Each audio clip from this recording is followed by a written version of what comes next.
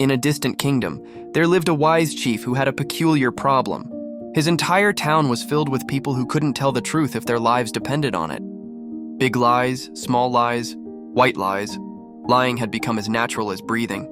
The chief, troubled by this epidemic of dishonesty, came up with an unusual solution that would change his community forever. Instead of punishing his subjects, he decided to embrace their talent in the most unexpected way. He made lying an official subject in schools and even established lionology as a university course. You can imagine the excitement. Parents rushed to enroll their children thinking, finally something my kid will excel at naturally. The university halls buzzed with enthusiasm as students learned the art of deception. They mastered everything from basic fibs to advanced fabrications. Professors taught the intricate techniques of twisting words, creating false witnesses, and the delicate art of misinterpretation.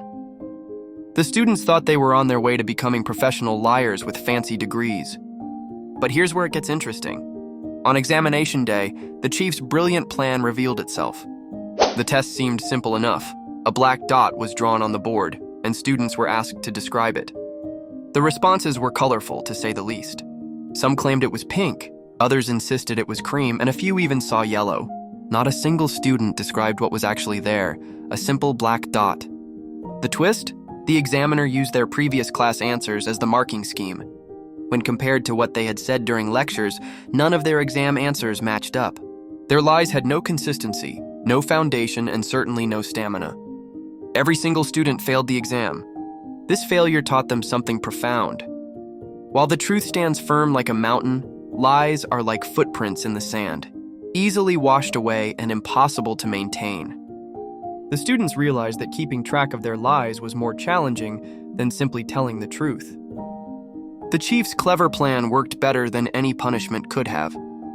The townspeople, humbled by this experience, began embracing honesty. They praised their wise leader who had taught them this valuable lesson not through force or fear, but through their own realization. Sometimes the best way to show someone the right path is to let them walk the wrong one until they understand it themselves. From that day forward, the kingdom became known not for its liars, but for its honest citizens who learned that truth in its simplicity is the most powerful force of all.